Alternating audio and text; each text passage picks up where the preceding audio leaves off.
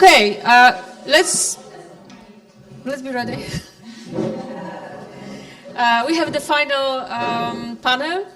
The panel is leading by Professor Hubert Kaszyński, who is sociologist working in the Institute of Sociology at Gagnon University.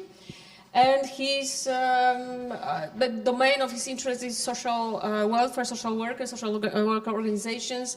And I think that it is the perfect perspective that basically has to be represented in the meeting like this, but it will probably link many different aspects, topics, dimensions that we discussed today. Hubert. Okay. Hello, everybody. But thanks so much that you said that I'm the leader of, but I'm not a leader. I'm one of the members of our panel. The key person, as you know, the key person during the panel are you, dear auditory. You are in the center of our panel. Okay. Yeah? Okay. But to say to those who are lost in this intro, that sociologists like to, co-create event, and it is an element of co-creation. Okay. And in this way, Małgorzata, you play important role in our panel. But it's my big pleasure that you are here, that we discuss about the specific profession, about the social worker. It's really unique situation, especially in Poland, because we discuss about the profession, but we discuss in the framework of social policy, and sometimes we discussed about the people who are working not only during the crisis situation, but dealing with really individual crisis situation day after the day. But of course, during the panel, we try to be focused on two crisis situations. The one is the COVID-19 outcomes, and the second, as it's clear for us, it's a consequence of mass migration from Ukrainian in 2022. But I would like to introduce the colleagues of mine, Katarzyna Ornacka from Sociology Institute, and you represent the psychological perspective, but not only I and you, we are social workers, and we have in mind and in heart the specific perspective. As Professor said, maybe it's more not a quantitative but quality perspective, and we try to discuss about qualitative perspective in our research and about the relation with the people who are on the front line, who are migrants and so on, definition. Karol Pytlarski. Karol, you are absolutely important person here because you come from the practice life. The Karol represent our social welfare organization from Kraków. And I think that your present here, it's a symbolic present of the people who was involved in our research. We're running 1 year ago the research with the 28 people, frontline workers, engagement in Ukrainian crisis, COVID crisis, so on, so on. Thanks, Karol, that you are here, Karol Pytlarski. And Theo, I think that you recognize Theo so perfect, and I see you today as a man who asked a perfect question. And I'm a little bit sad that you are here and not on opposite side, because it will be the chance to have a perfect question to our panel. But today, I am really happy that you are here to us, and we can create a concept because you have a perspective, psychological perspective. But as I feel you, a lot of your question was focused on the social policy aspect. You have a specific psychosocial approach, and I think that's very good composition for today.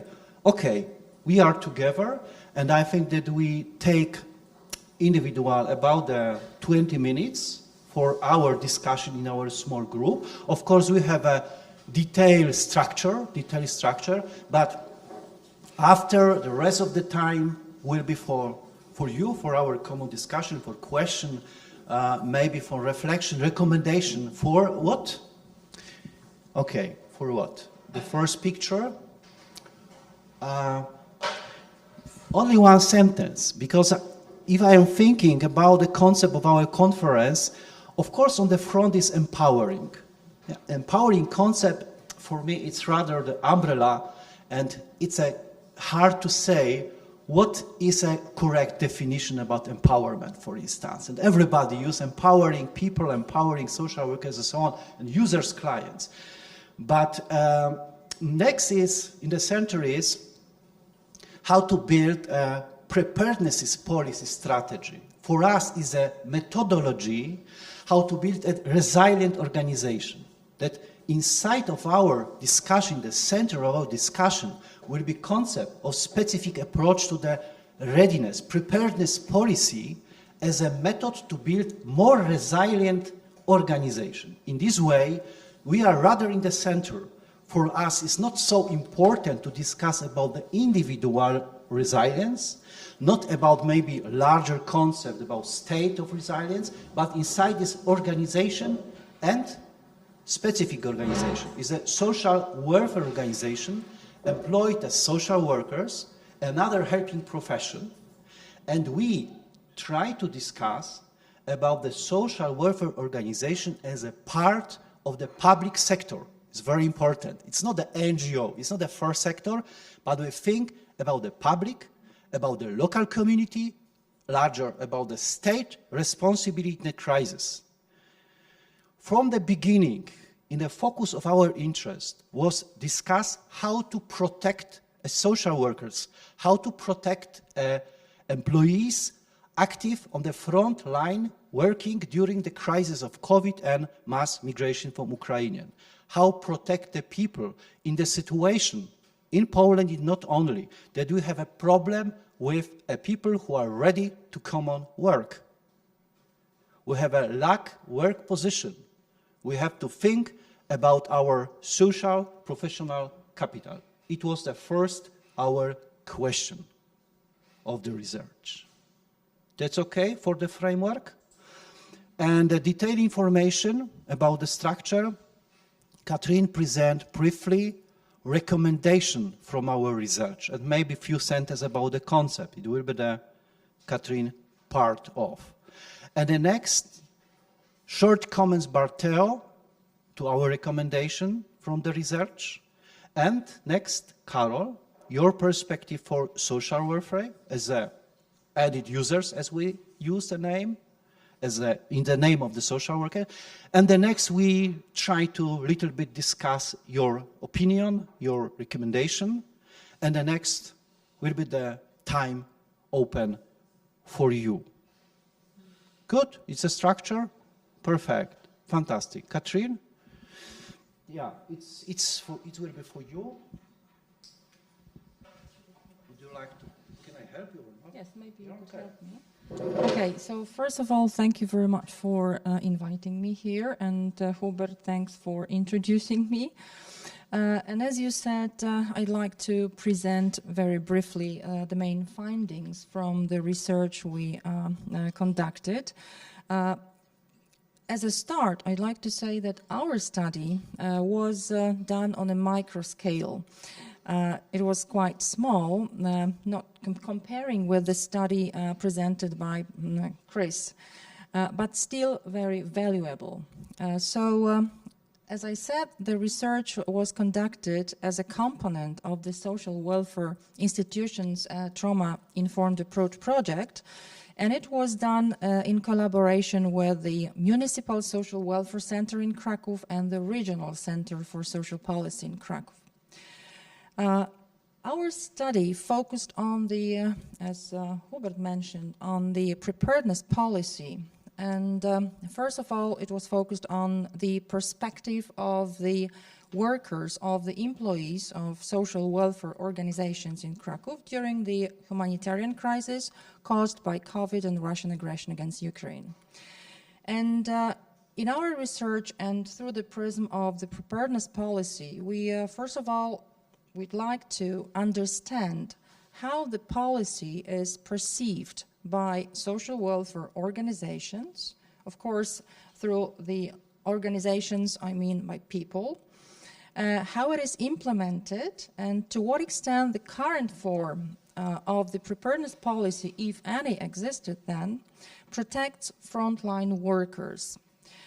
We would also like to acknowledge how well the organizations were prepared for the crisis in terms of resources and competences, and how they can or they could reduce the risks related to potential future crises. And here you can see the broad definition of preparedness policy. However, learning from the experience of our respondents, of frontline workers, our research was concerned with identifying the necessary resources that are needed in crisis situation and finding mechanisms that would contribute to the development of these resources. When it comes to the methodology, our participatory research and, as I said, methodology assumed that respondents participated at every stage of data collection and analysis. And as you can see, the methodology included focus groups, auditorium surveys, and free written comments. And each of these methods and tools were used and completed by our respondents. And then, what is of major importance, I think, the data were collected and were evaluated by them, by the people that took part in the research. So, in this way, respondents could comment on their results and have a sense of agency, an influence on what was crucial for them. And what is more, for most of them, being part of the research was like taking part in the recovery process, actually, because they could look at their answers from a different perspective because of the length of time, so from the distance. I could add that they were, at that time, they were under supervision, actually. So when it comes to the research group, very briefly, the group was selected in cooperation with the MOPS management. I mentioned earlier that MOPS is the abbreviation of Municipal Social Welfare Center in Krakow. And the emphasis was on people, on leaders actually. So on involving leaders responsible for support during crisis. And finally, in our research took part 28 frontline workers who were employed in this organization, in this institution. And most of them, as you can see, were social workers by profession with varied work experience in social assistance. And the research was carried out from April to June 2023. And of course, the data we collected so there are a lot of information and data we collected, and the research also shown barriers and resources that existed in times of crisis. And then, based on the research and, of course, the material we collected, we highlighted 5 areas of concern for so-called future discussion, and we defined them as recommendations. So what is happening now is the discussion. We hope that it's going to take place. So here are the recommendations for preparedness policy, and as Hubert said, as a method of shaping resilience. This is very important. And the question that arouse is, what did we learn from the research? Our respondents identified what was very needed for them and what would help them better prepared for crisis, and what would help them diminish or decrease the negative consequences during crisis. So as you can see here, under each area or under each recommendation, there are certain tools or words that are actually key words. And why is it so important? Because as we looked at the readiness policy or preparedness policy as a method to increase resilience, we need to think about protection of employees. This is probably something that we need to take for granted. And in the course of discussions, we heard and understood that we have to protect the workers because in order for social workers or frontline workers to be stronger in the organization, there has to be the readiness or preparedness policy. There is something like a method by which the institution becomes more flexible or more resilient and protects the workers better. A preparedness policy for better protection of employees should also refer to specialization. And it is about equipping people with specific competences to work in crisis situations by, for example, examining or testing their psychosocial aptitude to work under chronic stress. It is also about considering their needs regarding, for example, preferable forms of work, like working from home, working in the workplace exactly, or working on the front line. It is about preparing a database of such employees who were or would be ready to work in crisis. But also specialization means developing certain standards relating to the number of, for example, working hours. So it is about maintaining a balance between work and rest. Plus the rotation of employees or the variety of tasks.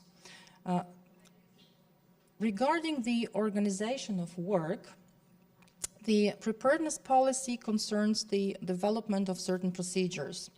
So, for example, the decentralization of authority and responsibility for different tasks. We found out through the research that it is also connected with stable and predictable remuneration, which means salaries for work. It is also about facilitating channels of communication, both within the organization, within the social welfare organization, and between organizations in community. The preparedness policy in times of crisis also applies to cooperation between various organizational units in the field of delegating employees or exchanging employees with specific competences or qualifications. And also it goes with developing database of volunteers or procedures for involving service users. So the research shown that for an organization to be effective in this area, the organization itself has to be open to cooperation with others. And in the course of interpreting the research data, we saw that there were communication problems between organizational units. There were a lot of emotions that made communication difficult. So in other words, they disturbed communication. And in this respect, many competences deficit appeared or emerged from our research. And we know for sure, actually, that to work well, to work in an effective way, we need to communicate well. And the last thing, the last recommendation refers to building cooperation networks and developing procedures for permanent or persistent involvement and inclusion of other partners by public sector institutions. It is important because of, let's say, access or availability to information, exchange of knowledge and experience, and it also goes with rationalization of responsibilities. So the final remark is this, that these 5 recommendations, we sometimes call them big 5 elements, they are part of an organizational culture of social welfare institutions, and they are, if I can put it like this, they are responsible for strengthening social workers' resilience. So we think that the more resilient the organization, the better the protection of employees. So as I said in the beginning, workers and protecting workers are crucial in our studies and in the preparedness policy as such. So this is all from me. I think there's detailed information about our Big Five. You know, the social workers has own Big Five, like psychologists. Okay, it will be the framework for our discussion. And now, Theo, short comments to our Big Five from psychological perspective. It's very nice. Thank you, Hubert. Thank you all for staying with us in our last panel. So actually, this let's say Big Five, let's use your term, Hubert, Big Five, taps into major challenges that actually social psychology is dealing with currently. And I will start from a very interesting point that Kasia made about organizations as consisting by people, but also I would say about consisting also of for institutions. So we have people, we have groups in the society, but also we have political systems which inform organizations, provide equipment to organizations, funding resources and other resources so that organizations to become effective in dealing with crisis. The question is, the major question which actually we are trying currently to answer to our proposal that we develop as a team, including also people from the audience, is what is actually the role of psychology and where psychology actually can inform these Big Five. And reflecting back on the great evidence of literature we know, psychology has a lot to say about the role of leadership in effective organizations and in making organizations prepared to deal with current and also future crises. So there is lots of evidence about the charismatic leader in crisis situations. Who is that leader, political or organizational leader, who can provide this kind of guide map to people, to vulnerable people, so that they can deal with crisis in the most effective way possible.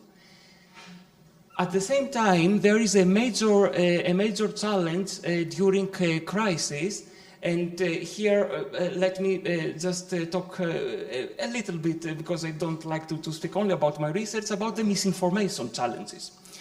And we know that every crisis actually provides a kind of a ground for misinformation. And these misinformation, conspiracy theories, fake news provide constitute a great challenge, a major challenge actually for organizations to provide to vulnerable groups and vulnerable people robust and valid information about what they can do in different crises, so that with science-based evidence, those people not to be vulnerable in the future.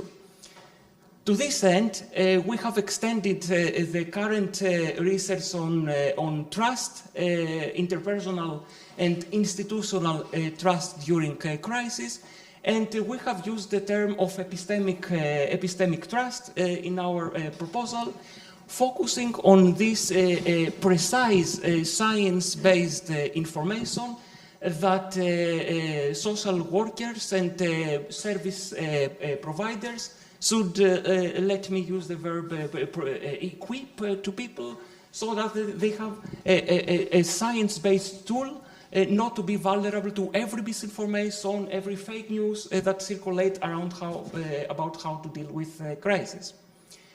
And also the role of psychology, and we know that from a great number of studies, especially during the pandemic, but also very recently about climate crisis and about the war crisis, that psychology can contribute a lot to re-establish people's political trust.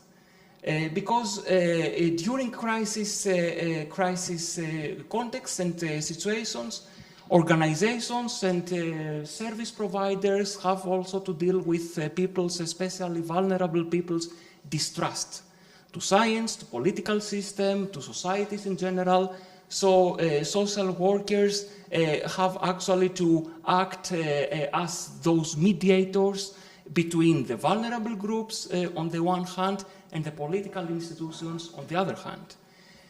So psychology, I would say, has a very holistic role in these prepared organizations, and its role is not only limited in enhancing vulnerable groups and vulnerable people's and clients' well-being, but also providing the ground for resilient institutions and resilient societies, resilient also political systems that can provide this scientific evidence to people to make them prepared for current but also for future crises. And I would like to conclude and pass on to Carol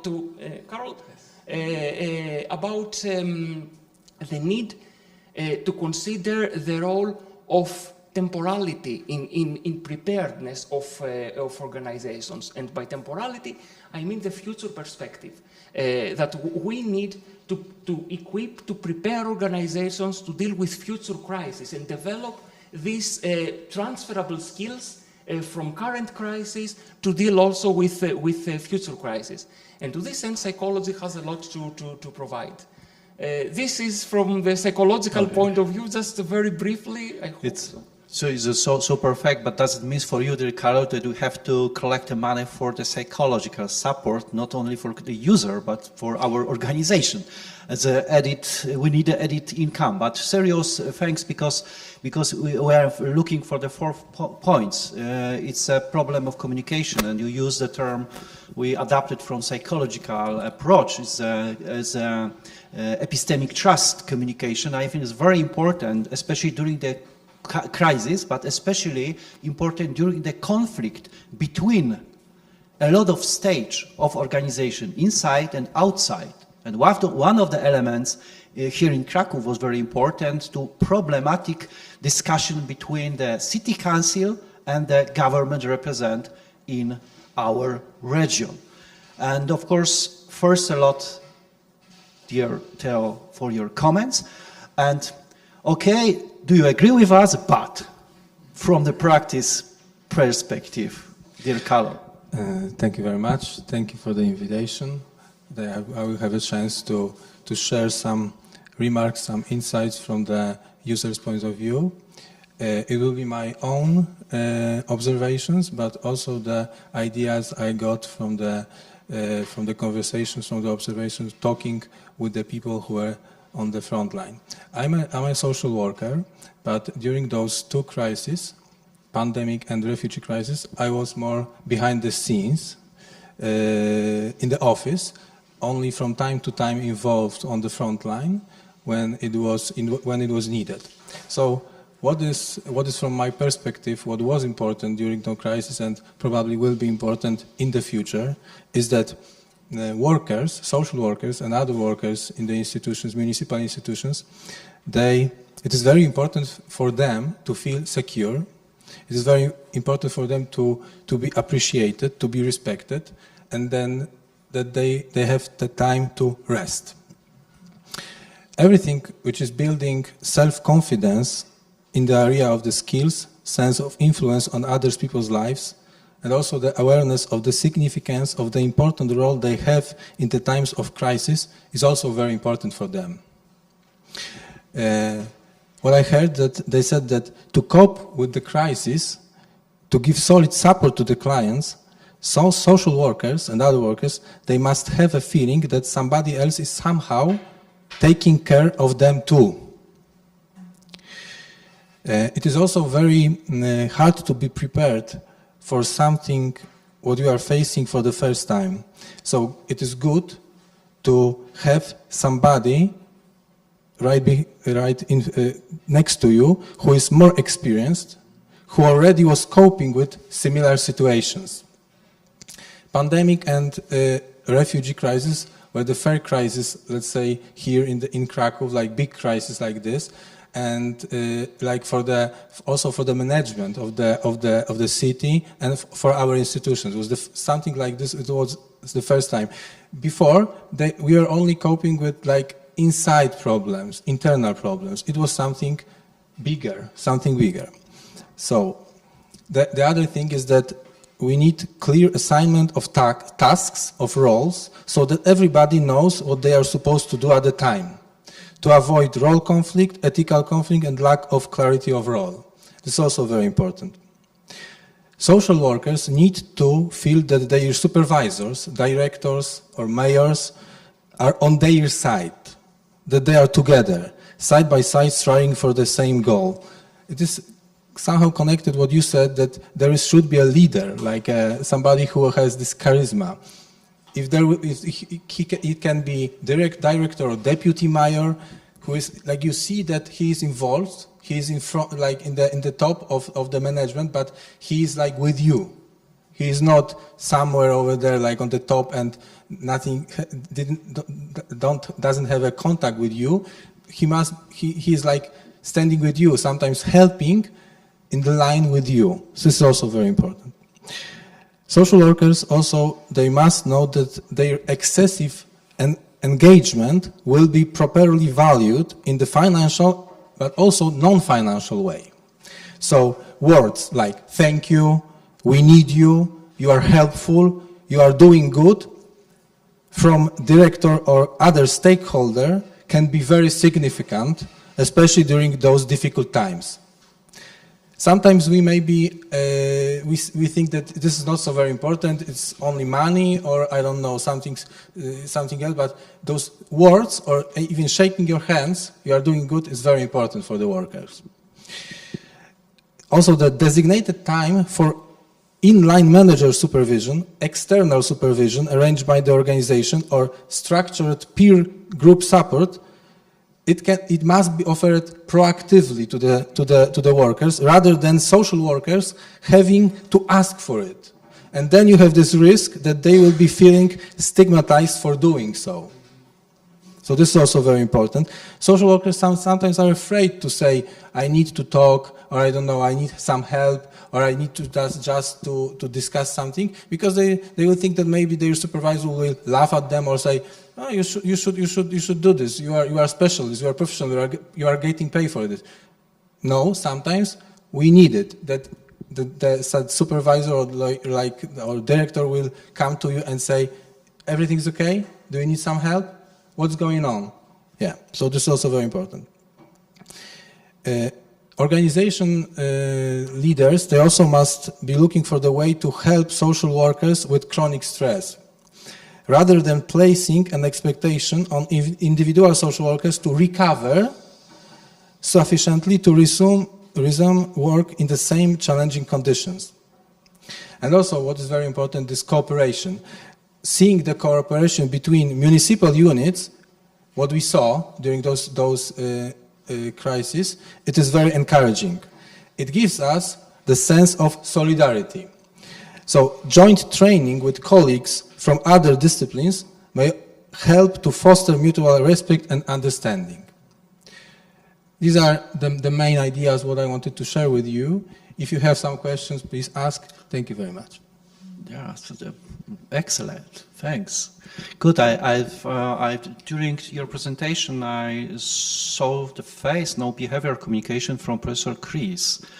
Yeah, and maybe it's not correct, but dear Karol, maybe my only one reflection, that I have a problem with your first definition about your position in the welfare organization during the crisis. You said that I was rather not on the front line, but sitting on the table and looking around and build a reflection. And in this moment, I saw the Professor Chris was smiling, because it was some kind of very important part of the management crisis situation inside the organization, such organization.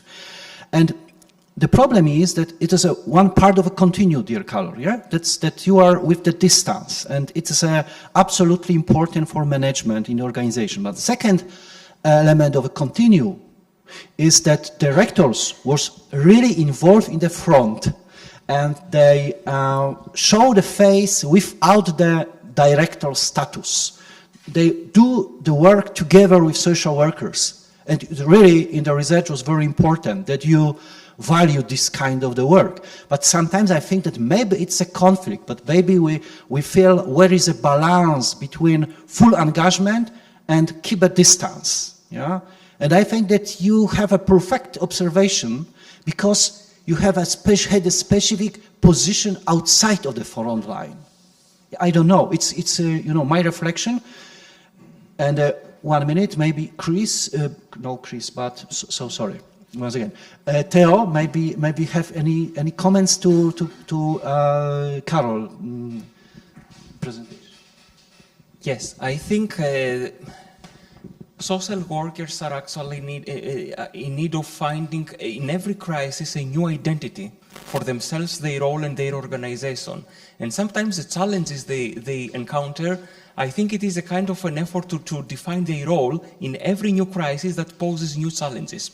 And I really like this reflection actually from COVID-19 and also from current crisis with refugees that actually shows this kind of the multiple role that social service, social work providers play in the front line of crisis. But I think in every crisis situation they are in need of either redefining or re-establishing from the very beginning the identity of their organization, who they are, for whom they provide services, and what is the vision of this organization as a prepared organization for the future. I think this is a major challenge for a prepared organization. Yeah, I still think we are in the process of defining which organization can be prepared for future crises. Yes, it's a recommendation for Karol, of course, not only for researchers.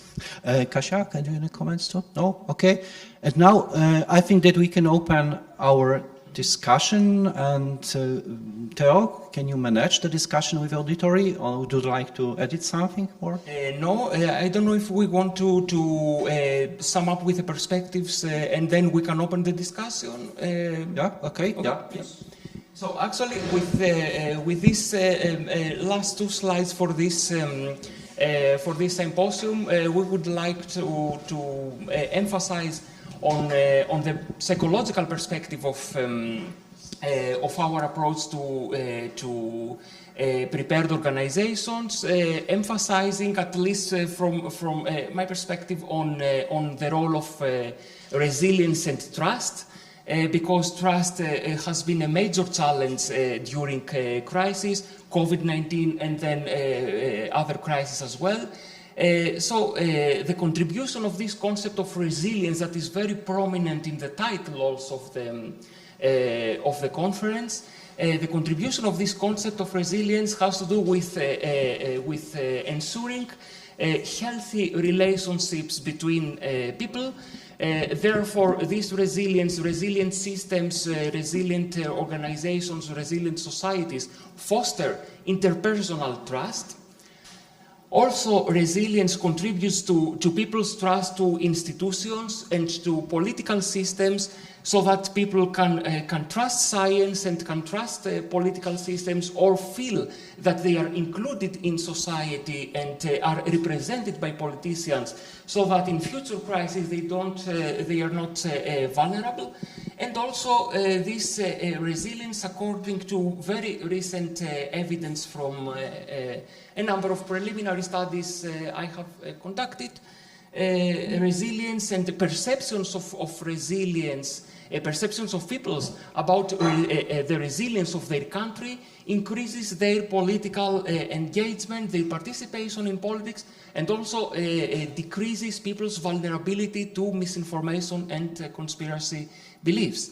And if I may, on the last slide, I would like to just bring to, let's say, a take-home message to the need for considering resilience. And I'm talking about resilience because this is a key topic of our conference. The need to consider resilience as an holistic concept. Resilience is not only about individuals. Resilience is about systems, about societies, about countries, about history. We talked earlier how history can be used as this resource for societies to deal with crises, especially in organizational resilience, because we talk about prepared organizations. We think that making organizations resilient means that we encourage communication between individuals, workers in organizations, and service users of these organizations with external organizations in the context of broader cooperation.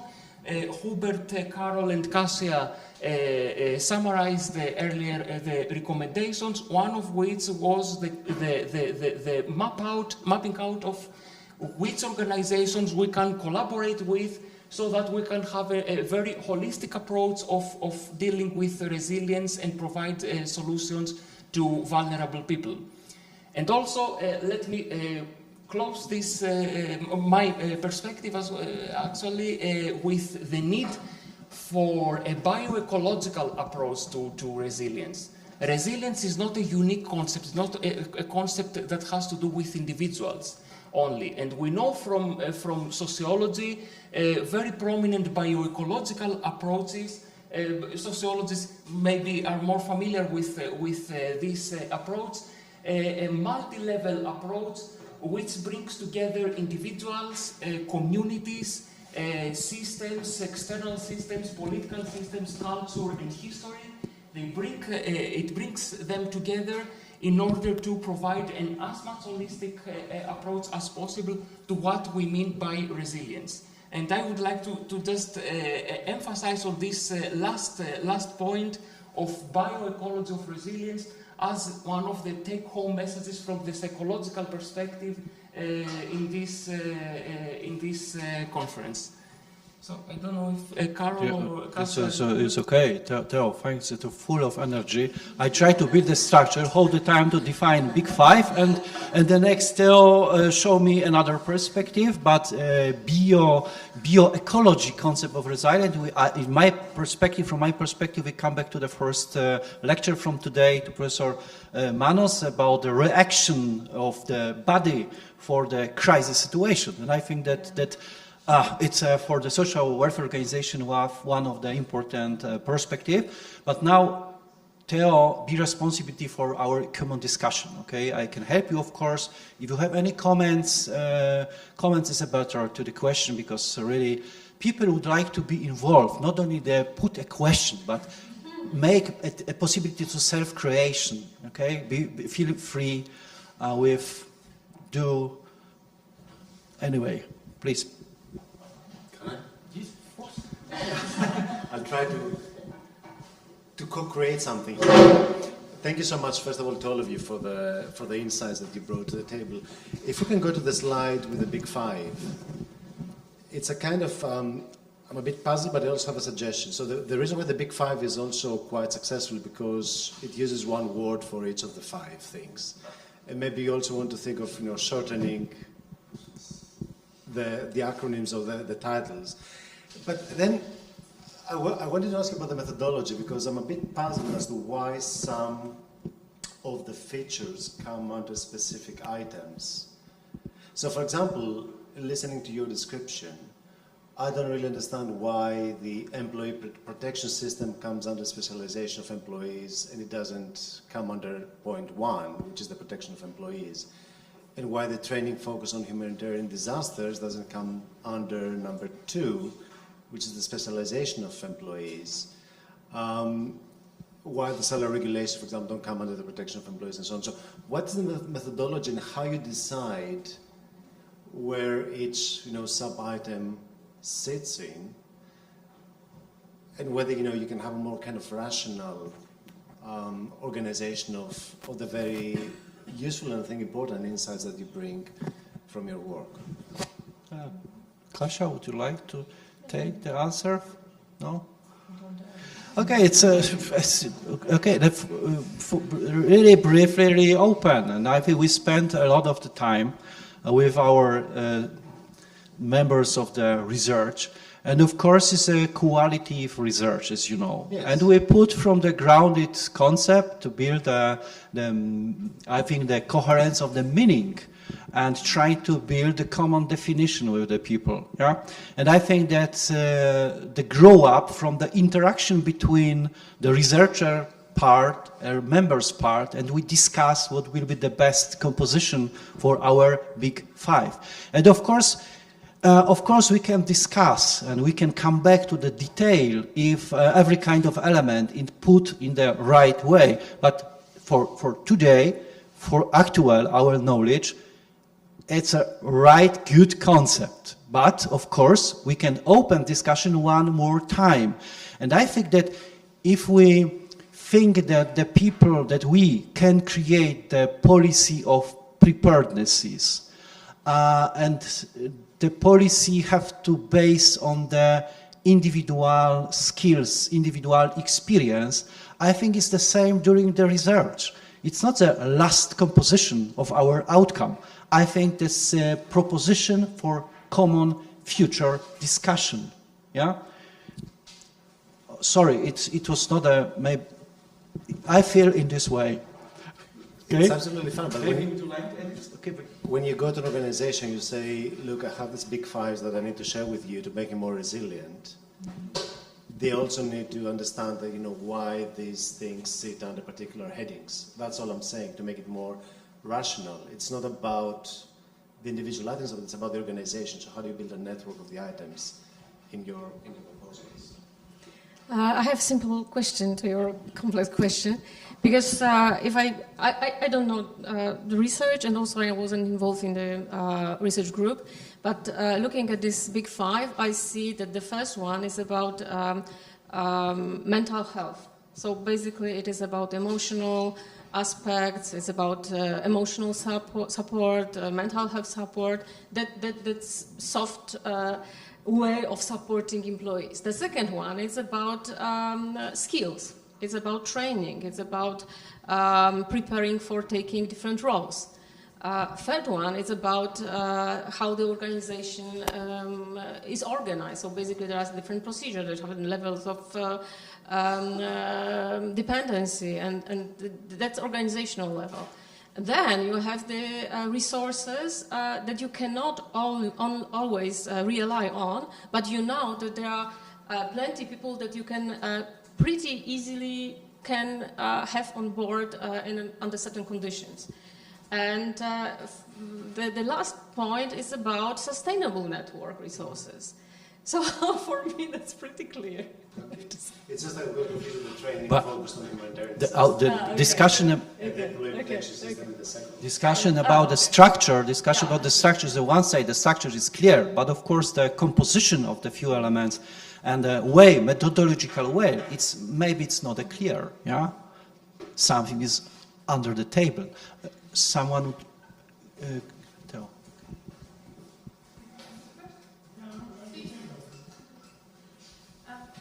So I have actually two questions, but I will stay with the first that came to my mind. And it's also a question that is coming from my own experience. So sorry, but I need to make a little introduction. So some people who are here or were here together, we were not forced, but we decided to engage in giving some kind of a social support, or I don't know, welfare? No, social support, in times of two crises that happened last years in our country. And of course, we were not prepared. So we were basically researchers. We are researchers, but we felt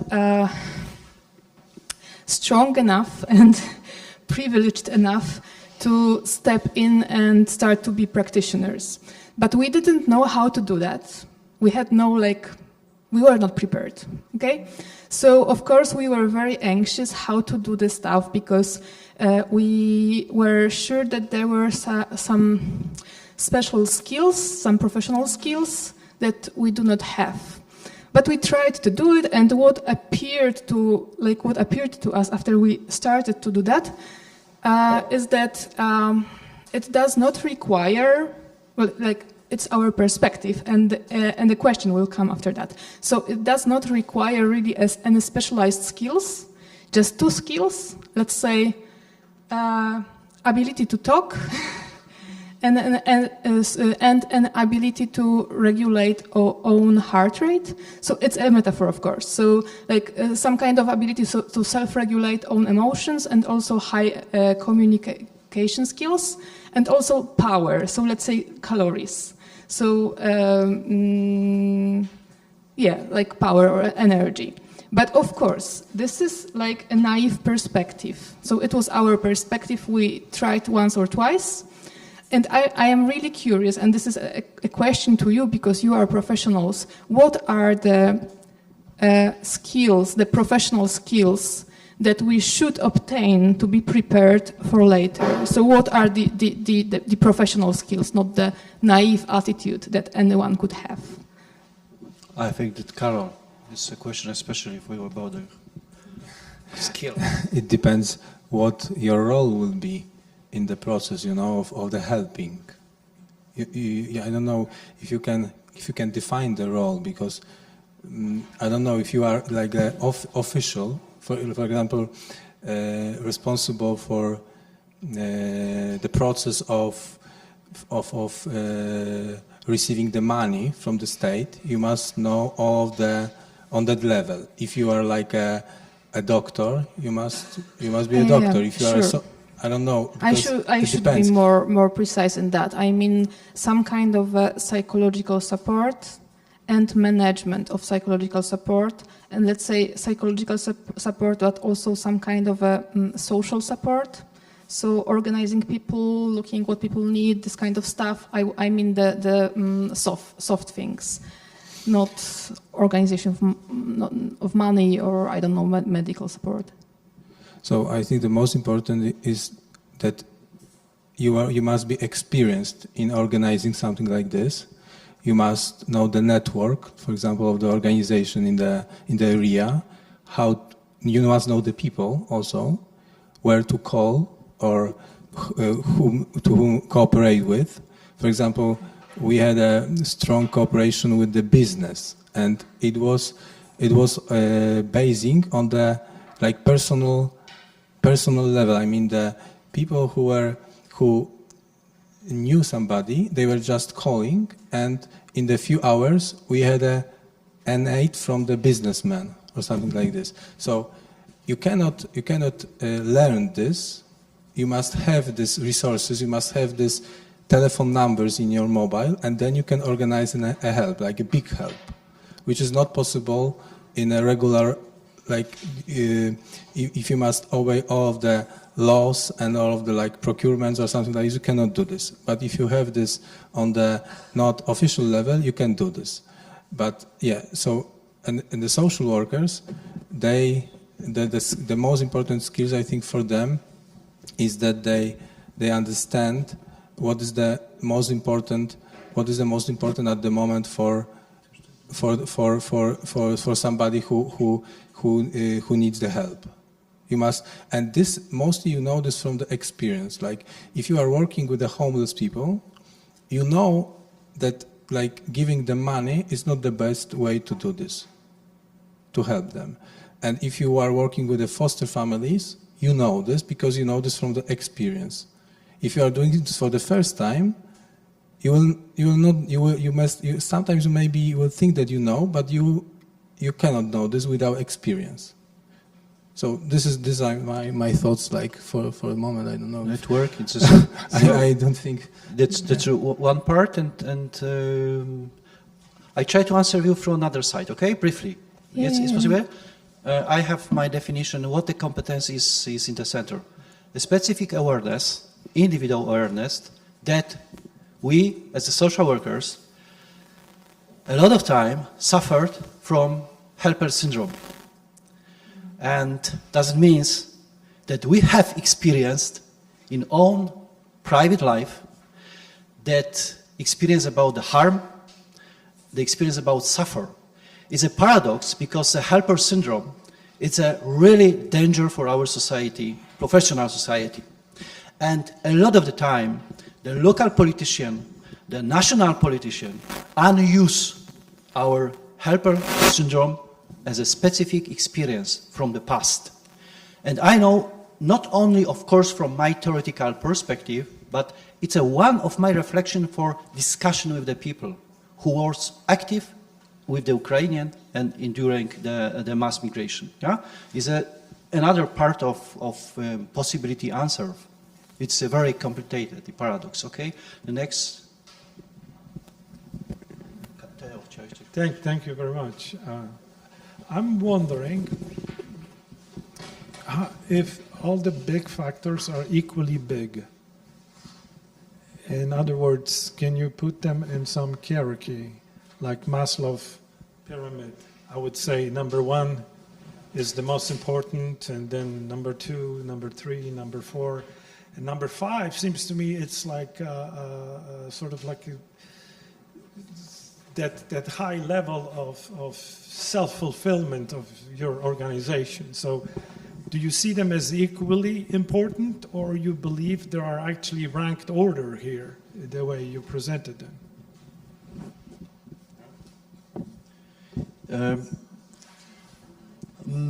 I think that from my perspective, the first point, if you take a Maslow concept, because it's a little bit upside down, the Maslow concept, because it understands the protective of the place is to take care for the feelings of safety for the people. Yeah, it's the background of the Maslow concept. But we put in another side, and I think that it is true that, okay, another side.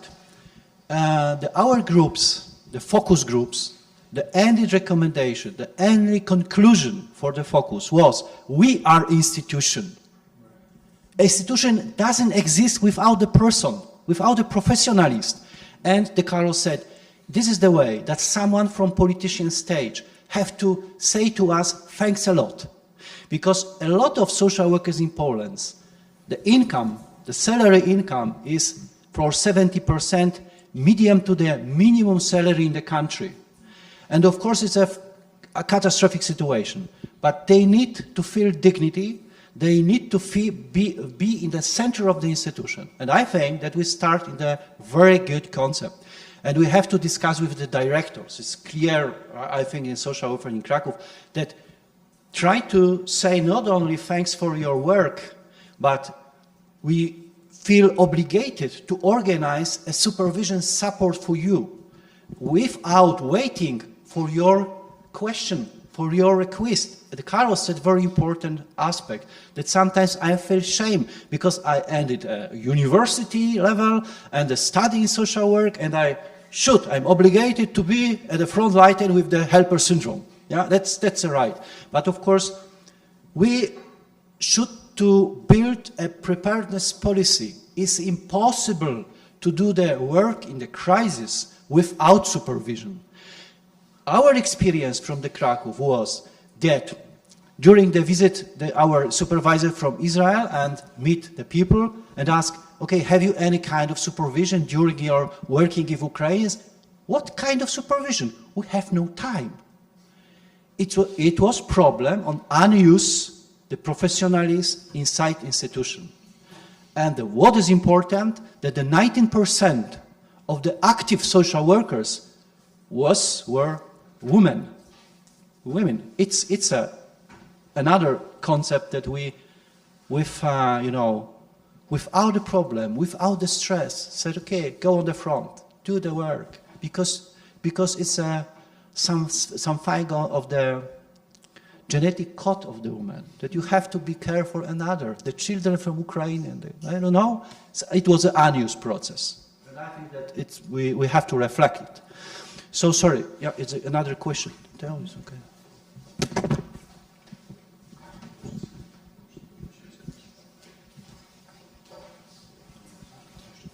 Thank you so much. I want to refer to the question before the previous and refer to this helper syndrome. And I want to ask here because I see there is a slight difference between social workers who are coming from Ukraine and social workers coming from the land in which refugees are. For us Ukrainians who are providing the social help, psychological help, it is a bit different because we have this sense of guilt. So, for example, if we feel bad, right, but we know that we have patients or clients, we feel bad, we are most probably are going to put ourselves back and go there to help, even though we are feeling bad because of this guilt which we are holding with us, because we cannot be there with our people in our country.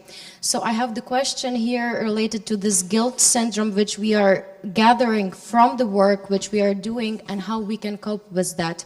Of course, I understand that gathering personal boundaries is very important, right?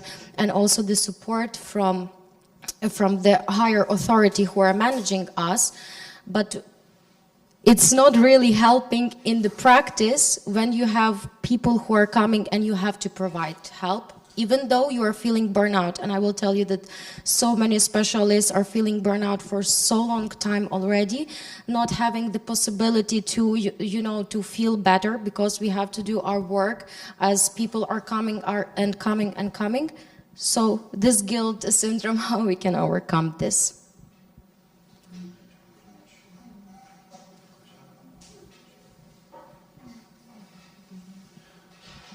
We have a crisis in our team. But, oh, Chris, that's great. You can take.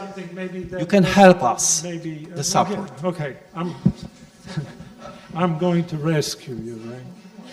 No, I don't know if I'm right about this, but as I was listening to you, Carol, right? That's very interesting because you were saying what you need.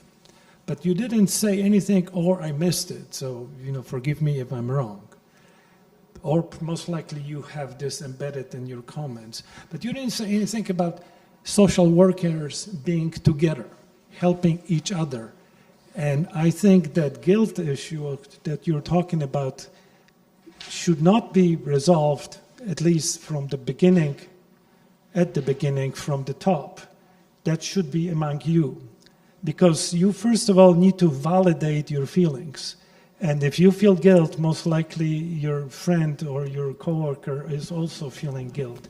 And the more we exchange these conflicting feelings in terms of the jobs that we do, the better we inform each other, not only about that our reactions are most normative, we validate themselves, but we also keep inform each other about what is needed. So in the list of all the kind of ideas that you had for your supervisors that should, the resilient organization should be able to provide, I think you also need to take responsibility for solutions. So it's a responsibility on the part of the organization and your managers and your directors and so forth. But you also need to have that sense of responsibility for your own. So it's kind of an enlightenment model. Do you understand? In terms of both parties being responsible for the solution, not just one. And I think that helps understanding what you need, inform each other about what you need, and also validate a lot of these feelings that you have that may be very conflicting and so forth.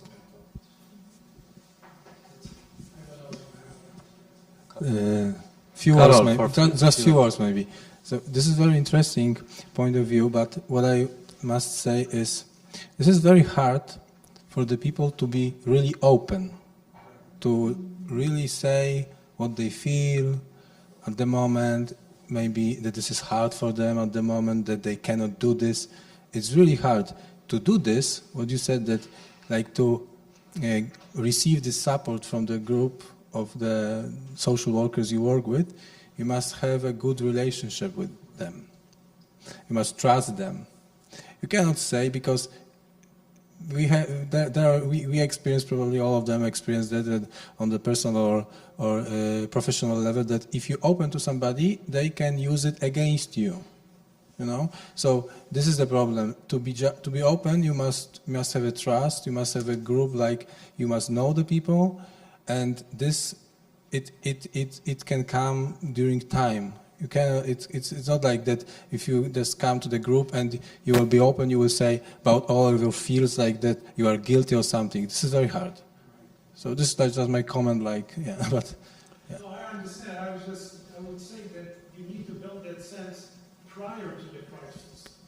So that sense of community has to be built before you are faced in those difficult emotionally and organizationally situations. So it's important to invest in the future. It's sort of like proactive coping for the future. Yeah, it's very interesting, but maybe I would like to comment the question about the feeling of guilty inside the institution and in the relation to the refugees for Ukrainians. It's very interesting, but okay, I try to looking for auditory. Professor Małgosia, and I come back if you would like to discuss with me during the break, okay? I was wondering whether that's your focus on like psychological aspects of working in this type of organization is because you are interested in, or because you noticed that this aspect is basically neglected in daily based functioning of this organization. I'm asking about that because I think that prepared social work organization is the organization which has some scenarios, very detailed, described, analyzed, trained, that can be easily applied in emergency situations. And obviously there are different types of crises, there are different types of emergency situations, but part of the scenarios is that could be implemented, the procedures that could be implemented might be the same. For example, how to evacuate people, how to, you know what I'm talking about. So that's the question. If those type of preparedness of the organization is according to you important, or you are thinking about it? Really briefly, that's I don't know how to meet with the question about our psychological perspective in social welfare organization.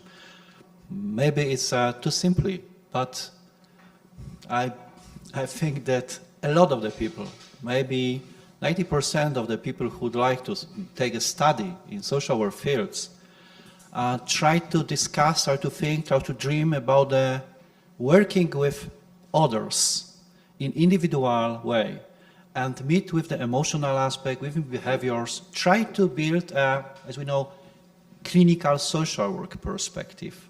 A lot of people start study psychology in the same way. And after the 5 years, maybe few of them have a problem, because psychology in Jagiellonian University here, I think is an empirical study is the center. But a lot of people, students, dreaming about the meeting with others, about the clinical perspective. And I think that for social workers it's absolutely important to in the centers, individual casework. It's our tradition from more than 100 years in whole the Europe, in whole the world. And I think that the people remember about the ethos of the profession. And during our small research, they come back. They was really happy that sometimes first time after a long of years of activity in the social welfare organization, with administration, with bureaucracy, they start to be free. And one of them said that it was the first time that the law was on the second stage. On the first stage was our relation with others without any information, only to be in the touch, because you across the border to Poland, because there's a traumatic situation, and I'm open for you. And we have no recognized through the documents, through the law regulation. It was mystic experience, and the law on the next stage. But of course, it's a one perspective to be. You should to be careful, because it's sometimes toxic. It's a danger. We have to build a professional distance, and Professor Chris said. And it is a concept of preparedness policy. Yeah, it is. Okay, Kasia. if I may add something, following the point referring to scenarios you mentioned. So I would say that organizations have scenarios, but they work very well in times of peace. But our research shown that in times of crisis, special procedures were needed. I mean, there were no procedures to work without thinking, without reflecting, because we know that people didn't have time to reflect. So procedures and scenarios are, work well, but not in time of crisis, and that's why we thought that the preparedness policy and procedures that are within an organization or outside the organization should be worked out. So this is the legal aspect of our research. Yeah, so maybe the only one procedure is to be open to discuss in the subject of potential crisis, only to reflect the concept, reflect the situation, reflect the reality, because really scenarios, as you said, for the detailed evacuation, okay, working, but during the humanitarian crisis doesn't work, and everything is destroyed. Especially when, European Commission, the government built procedures without the recommendation from local community, without engagement of the people. It was at the beginning of our concept to establish not only the research group, but the potential. In this moment, you have only 14 persons who said to us after the research, we would like to be involved in common preparedness policy for our welfare organization in Krakow. Yeah? And it is important that if people feel a responsibility for the procedures, it will be running. Okay? But it's our concept only. Thank you. I believe we have transitioned to the general discussion, given the time, so we can open it up a bit. And I wanted to go back to the last very important points that Thea was making. I don't know if we can also have the slides about resilience at the different levels. And I think it was the next one, probably. So we've discussed the resilience quite a lot. We had a definition that was given, and probably at different levels. And I think a broader question for all of us is to think, okay, how do we assess whether an institution, an organization, a country was resilient when responding to a certain crisis? I don't have the answer, but I'm just thinking maybe it's a useful exercise to think, how do we evaluate whether something was resilient? Because, we can have the preparedness, we have the crisis, there is a response, and then we have to say, okay, did that work or it didn't? And let's think about COVID. Do we think that our countries, European countries, were resilient or not? Do we think that it was a more or less successful response to a pandemic? Was it resilient or not? And I'm just thinking, maybe it's an interesting discussion to be had. How do we define? I think, thank you, that's a very interesting question. I think it heavily depends on which pillars of the society and the country were involved in dealing with the crisis. For example, if economy, national health system, natural ministries or other organizations about, for example, natural disasters were involved and were in the front line of a crisis, did have actually the effective equipment to deal with that crisis. So, for example, there are objective indicators which, for example, rely on economic indicators, natural resources indicators, and based on the perceptions of people or peoples about that actually pillars of the society, we can assess, actually it is one of the ways to assess whether people perceive actually their systems or their societies or their countries as resilient. But we need, because resilience, maybe my colleagues from the panel have another different perspective or an additional perspective, but in psychology I think resilience is a very dynamic concept, and in every crisis it depends which pillars of a society and a country are mostly affected and are responsible for dealing with that crisis. Okay, but when we talk about resilient countries, for example, yes. Is Poland a resilient country? Is UK a resilient country? Or, was Poland resilient in response to the COVID pandemic? It depends what do you mean as a resilient country, because behind resilient countries there are pillars which make a country as resilient and well-functioning countries. So this term actually is an umbrella term, and behind that term there are a number of pillars. We know from all countries across the globe, for example, there is economy. We know that there are countries and societies with a strong economy. And we know from objective indicators that their economy is flourishing, or we know from countries that have a very weak economy. So based on these objective indicators, then we can move to people's perceptions of those objective indicators, and it is one of the ways actually to assess this resilience. But we need firstly to define, and I would insist on this, the pillars of a country to define it as a resilient or less resilient. Maybe just two sentences. For example, my institution, I cannot maybe say yes or no if we were resilient, but I had in mind something like this, that after this crisis, let's say, finished, like pandemic and refugee crisis, we were sitting and discussing, and we had something such a thought that we did it. Yes. We did it. I mean, we organized the system during the pandemic time, and we gave the aid for the refugees, like needed at the time. So maybe this is an indicator that we did it. I think it's a retrospective concept. Yes.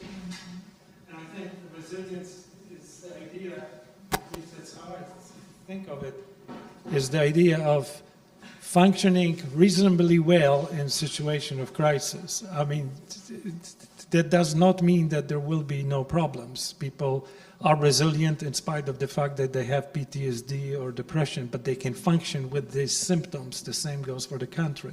You have war and you still function as a country. I think Ukraine is a very resilient country if you look at it that way. You have great recession and there are major problems with that, but you're still functioning as a coherent economic system and so forth. I think that would be the idea of what resilience is.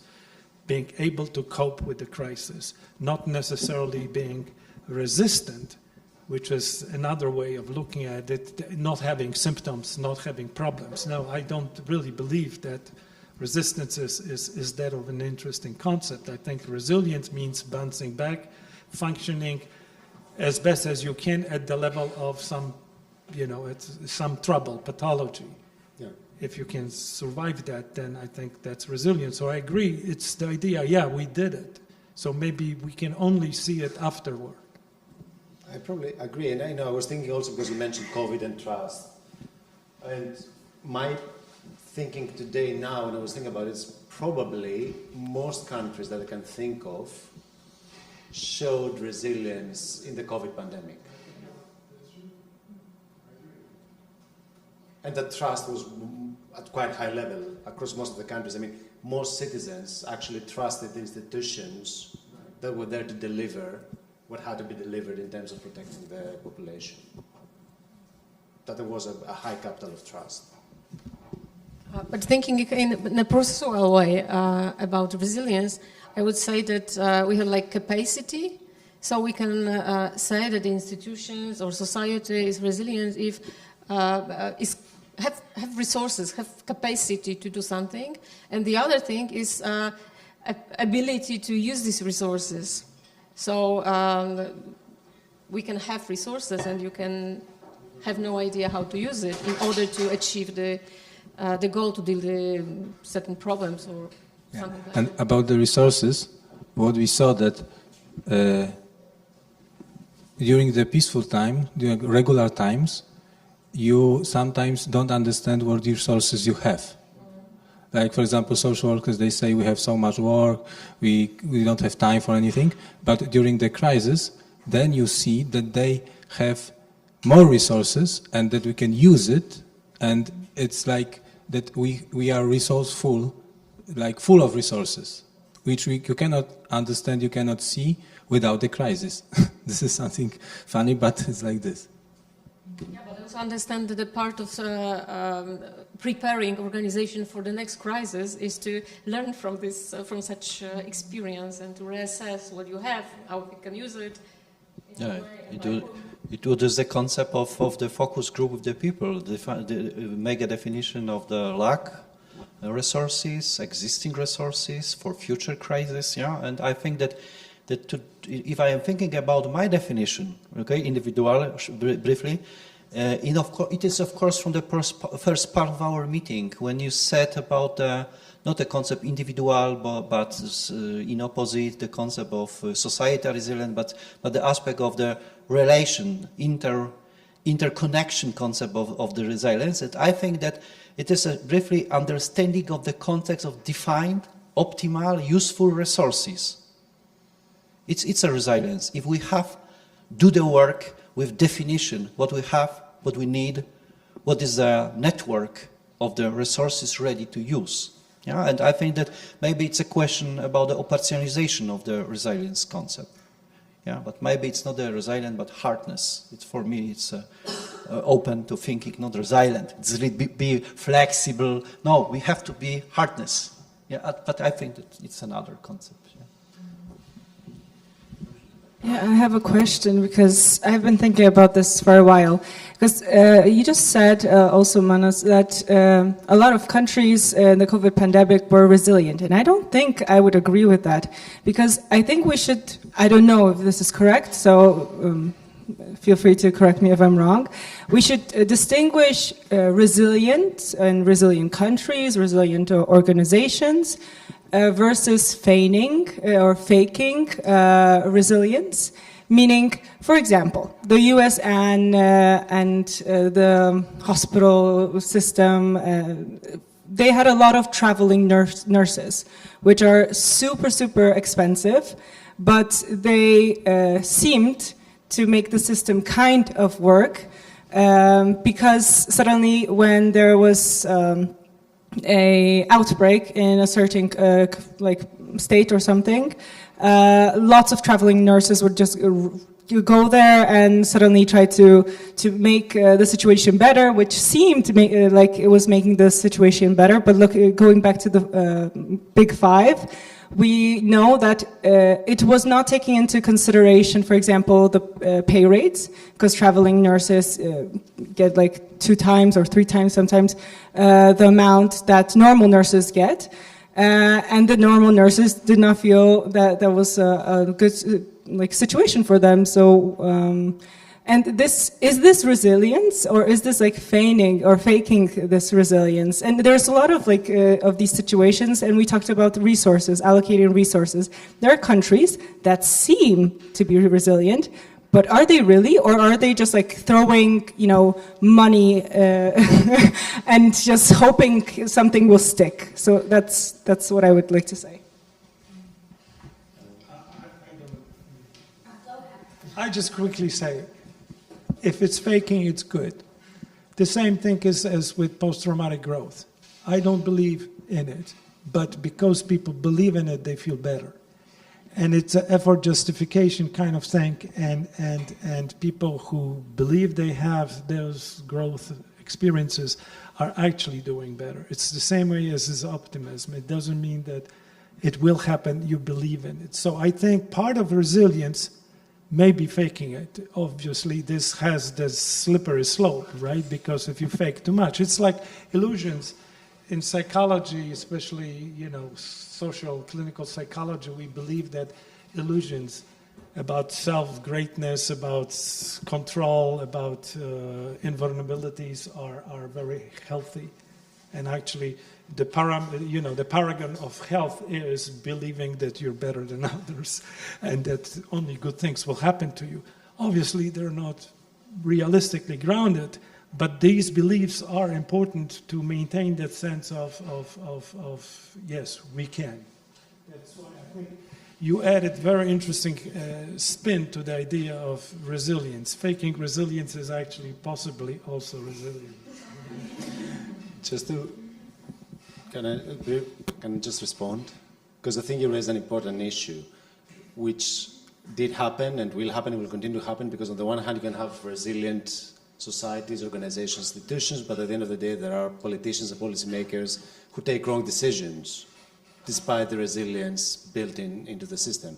And that was the same in the UK, very stupid decision-making, allocation of resources where they were needed, taking resources from where they're needed, and so on. But that's kind of, that's the way things are. They're messy, right? And on the one hand, you have very resilient health systems, but you have one politician or a health minister who takes the wrong decision, and that has an impact.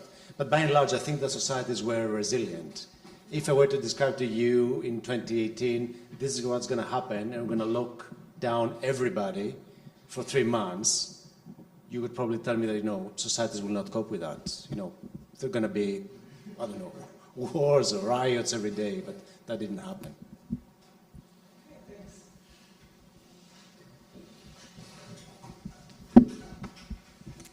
I had a different question, but somehow it relates to this discussion that Dominika started. And I had when was listening to the social workers and being tough, and also what Julia asked about the sense of guilt that everyone keeps in themselves. I was kind of wondering about this idea of maybe there are some dynamic relationships between resilience at different levels, and maybe like having maybe not resilience per se, but this great perception of resilience or faking resilience at the individual level, it sort of prevents of building this resilience at the social level. We know from a lot of research that people who feel strong and agentic, they need other people to a lesser extent. So they reach out to other people less. So if I can cope on my own, I don't need other people. So basically, if I feel like I can cope with anything, I don't have this need to reach out.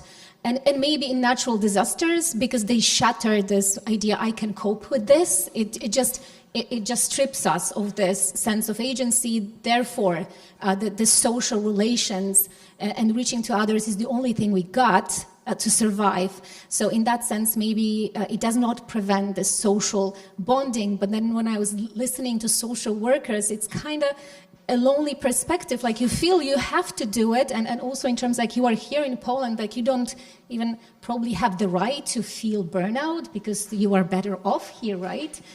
So you have to, at least if you don't feel resilient, maybe just exert this impression that you are resilient. Therefore, you don't build this, you don't send a message that you need other people, you don't reach out, and you don't build resilience at the social worker or helper level. I don't know if that makes sense, but I was wondering about this, which resilience is actually better, and probably depends on the situation, the crisis. It seems a bit complex. If anyone has any thoughts, that would be great.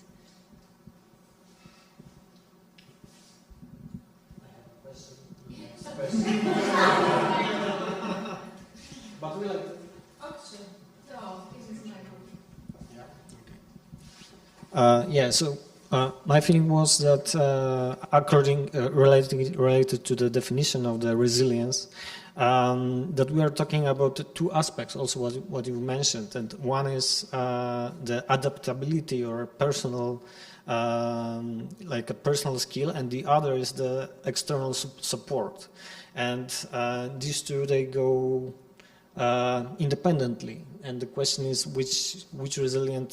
on which resilience should we focus on? Because the next crisis will come, and the question is how to create conditions for resilience, and what we even mean for this resilience. Is it like a personal adaptability, or is it like creating like structures at different levels that support individuals in times of crisis? So,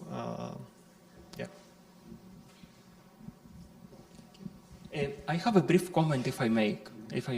I think the question, the answer is and. It is individual, it is also community, it is also political, because if even we talk about highly agentic individuals, who made them agentic? They use some resources, and there are some systems which provide them the resources.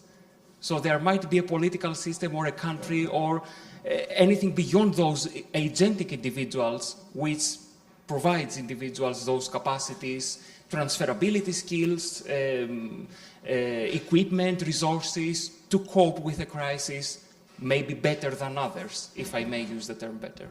So I believe, I don't know if social workers would like to offer another perspective, but I think it is a more like a dialogic, interactive approach to. Thank you. Yeah, like, if you have any other comment or based on previous research, we could share perspectives. I have just a general feeling that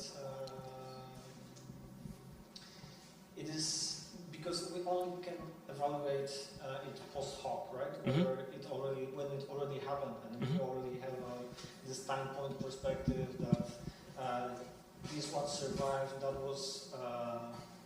was resilient, right? And we do not know that whether it was resilient, what was the reason for it to be resilient, whether it was resilient because it was so strong, or whether it was some other factors were responsible for the survival of this given aspect of the community, whether at the country level, at level organization, at the personal level. So whatever there remained after a crisis, we can call it resilient. But with this perspective, we do not understand, we cannot predict in the future whether what aspects of the society will prevail with the next crisis, right? Dinosaurs were very resilient until they weren't. So, This feeling makes sense. So to this feeling, I would actually answer with some evidence which shows strong correlations between levels.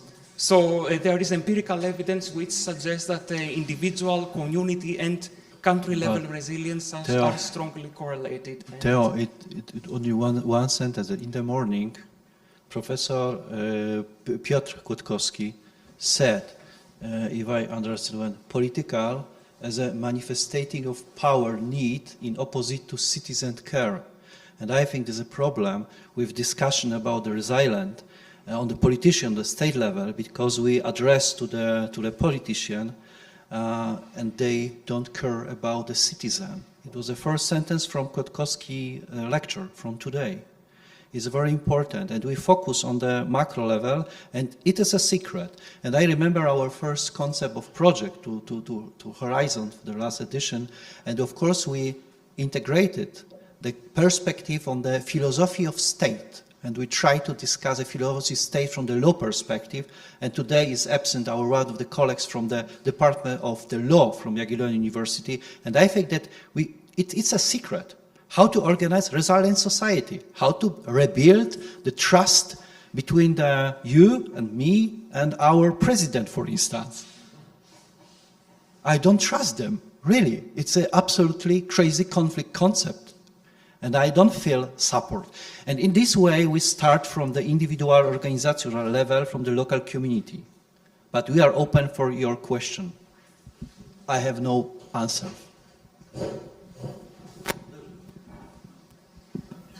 So then I have a question. When we are talking about building this resilience, right?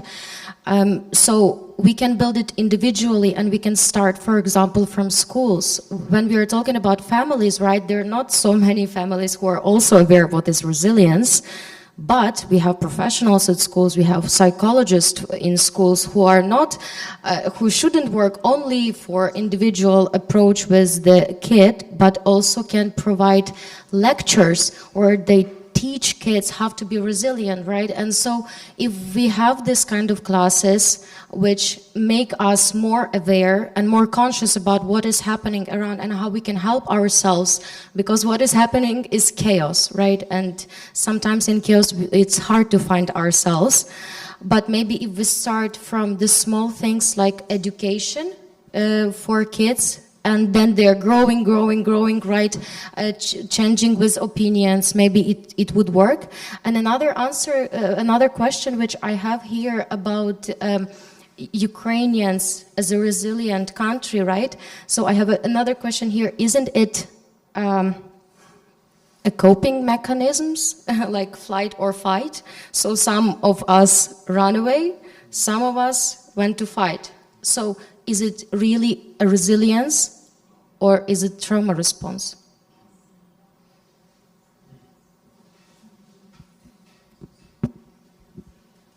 Yeah, so, oops, sorry. No, it's fine. I don't know how to answer your question, but it's very intriguing.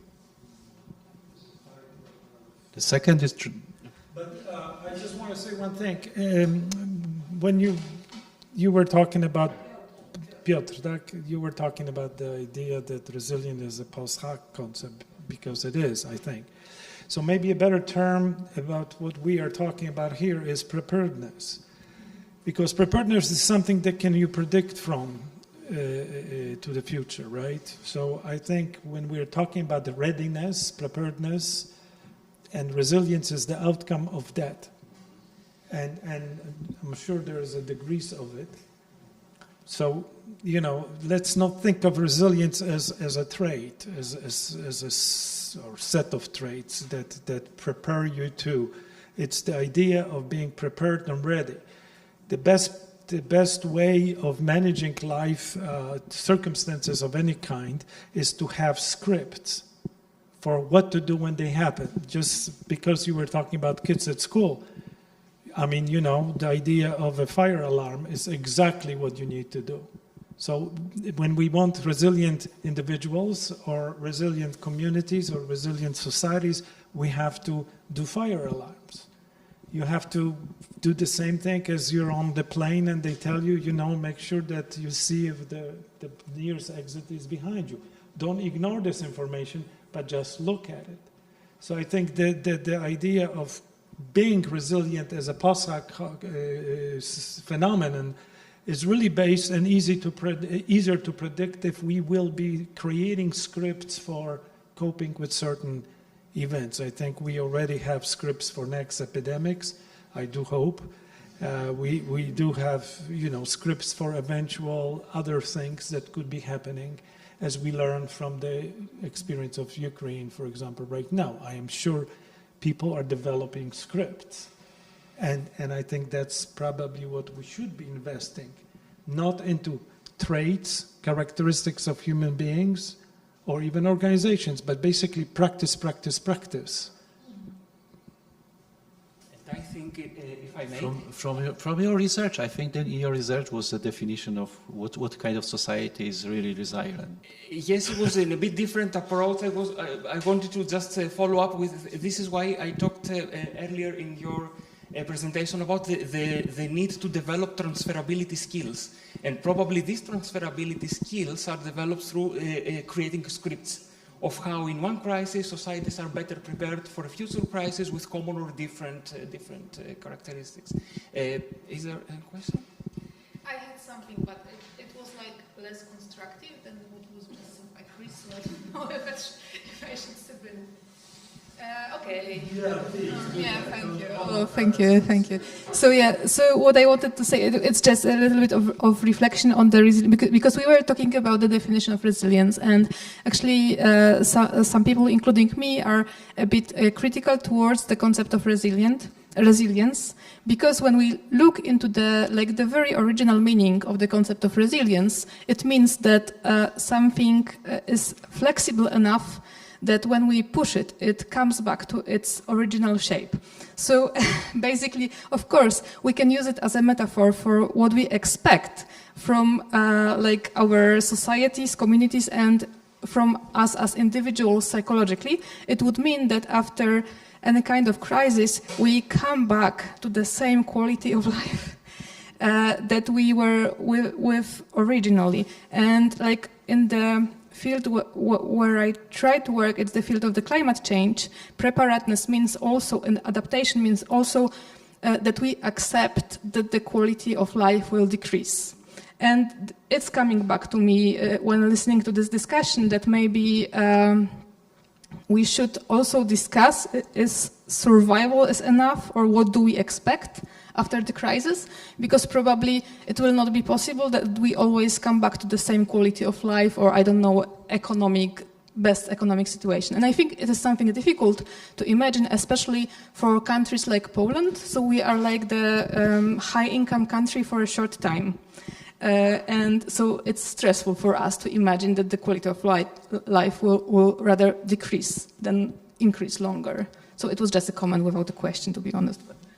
Maybe the answer is in conceptualizing resilience as a process, which is dynamic, it increases, decreases, and instead of like a stable trait. Question? Erika. No, Erika, I saw you. Saw you. In the line of defining resiliency and preparedness, which I think is, I agree with Chris that perhaps is the better way to approach this issue. And if we think about COVID-19 crisis and other crises, I think one common denominator that we can identify is the ability of coordinating. So I guess when we also think about what we want to teach to young individuals on how to be prepared, of course scripts are necessary in some cases, but some crises don't have a script. COVID-19 didn't have a script. So now maybe we will have a script, but I guess the key can be coordination, being able to work in a team, being able to rely on team members and so other members of community. So maybe that's one of the skills that we can all learn and teach to young individuals for build this preparedness.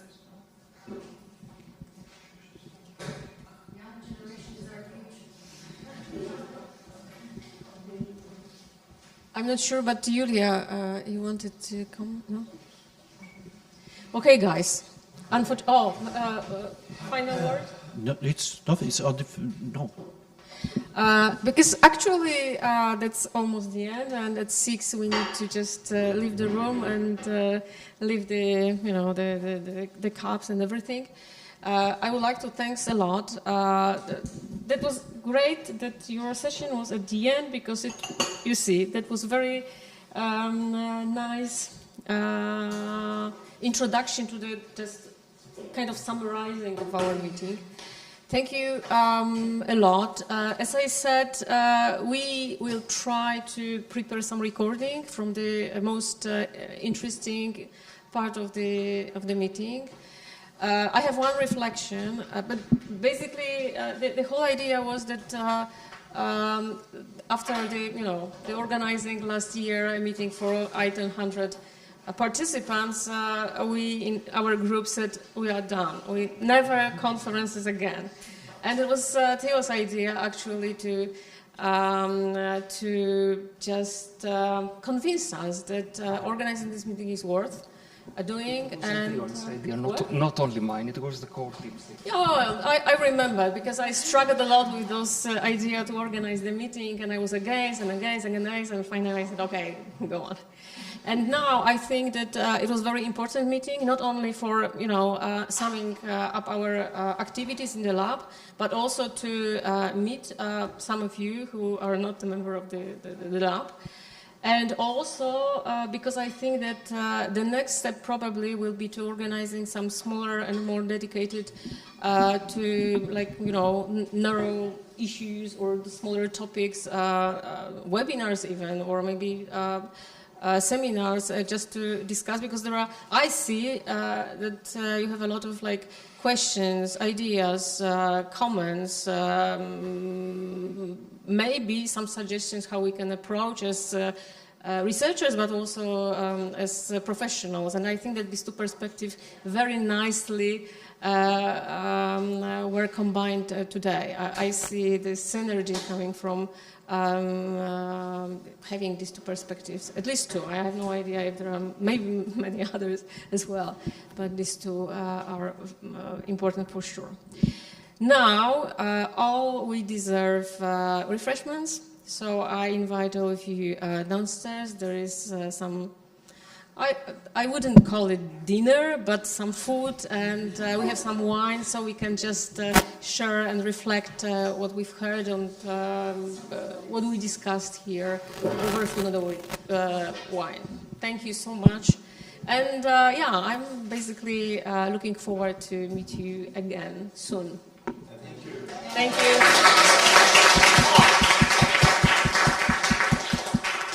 That reminds me that I would like to thank a lot to our colleagues. You know, I wasn't aware. I thought that like streaming is just, you know, pushing the button and that's it. So we are really grateful that you are with us for the whole day.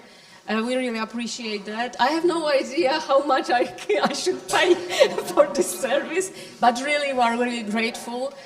And also, I have to say that the meeting was organized by, actually, by 3 people. Ania Potoczek, Ewa Szumowska, and Teo. So I think that we need